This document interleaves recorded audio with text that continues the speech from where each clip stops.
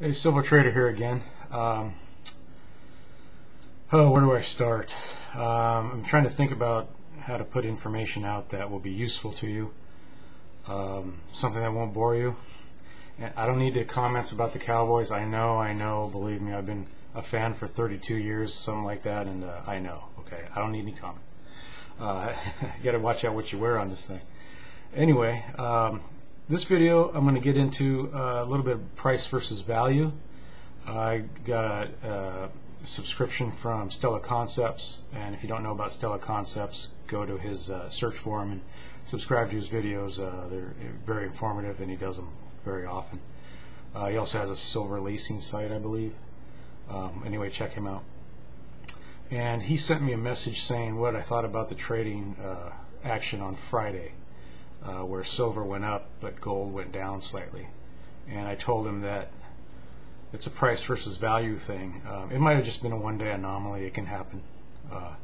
But I know that silver is more valuable than gold. Even though the price isn't higher, doesn't mean the value isn't higher.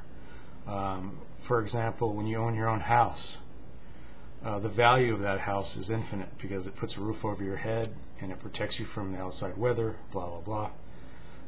Where the price is always fixed. It's always something much lower than what the true value is. Well, the value of silver is much higher than its price. I mean, to think of silver at only 13 bucks is a joke. Silver is used up industrially. Gold really isn't. Gold is more or less stored, and the reason gold is more of a store of value, where silver is a lot more volatile because the silver market is much smaller than the gold market. It used to be the opposite, but since silver is used up, the above ground supplies are approaching almost nothing. You used to be able to get a lot more silver on eBay than you can now. I used to see just rounds and rounds and rounds of it. Now you have to really hunt for this. And I think on Friday is just a glimpse of the future, because I think when the big investors realize how valuable silver really is, silver will someday be more expensive than gold. That's what we're all hoping for, but hope is not a strategy. So if you just bought silver and you don't know why because you're hoping it will go up, watch my videos and get a little bit more confident, at least know why you have silver. I have silver because if you point to anything out there, I don't see anything that is so underpriced as silver. Real estate certainly isn't. Gold is underpriced, but not near as much. I think the ratio of silver to gold now is like 71 or something like that, where historically it's 15. I'll get into that a little bit later. Where was I?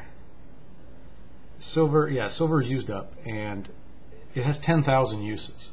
Where gold, we all see the gold contacts on the end of our cables, and they do that so the cables will appear more valuable because it's gold. You know, even though silver is the best conductor of electricity, it's the best reflector of light. So it's in solar panels. Think about that for the future.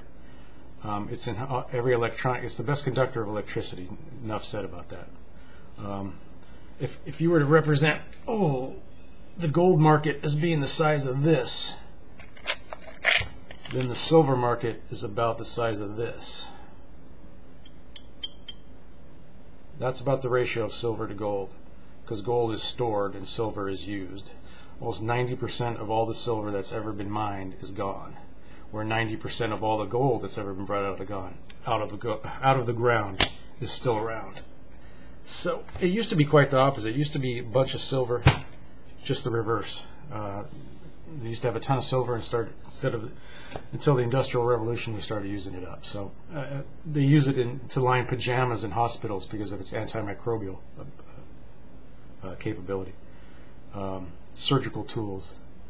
I mean, the list goes on. There's 10,000 plus uses for silver, and these industries depend on it. And we would never be able to maintain the global population without silver.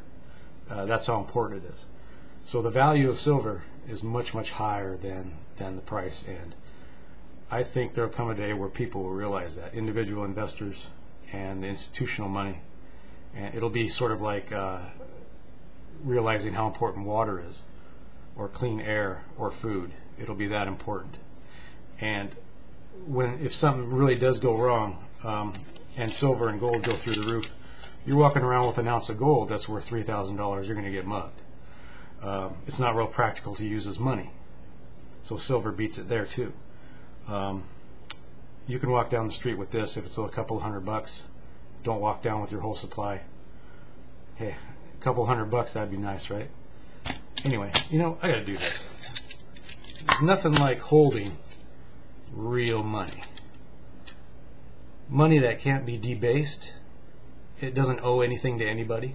It's not.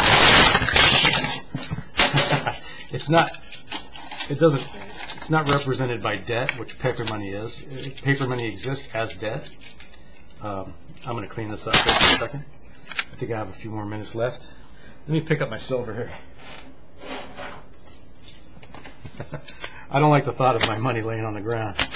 Anyway, God, I hope that's all of them. Shit. Anyway, at least I didn't drop this thing. If you are going to invest in silver and you haven't yet, I don't recommend buying the bigger bars, because this is 100 ounces, and if this goes to $1,000, this is $100,000 I got to find somewhere out there. So if you can want to invest in silver, it's much easier to get rid of these or sell or trade than the bigger bars. So anyway, but I own a few bars because I hope to turn this into real estate someday. That's another video. But anyway, that's my price to value, and I can't think of anything that is more underpriced than silver. Definitely not gold, not real estate, not the stock market.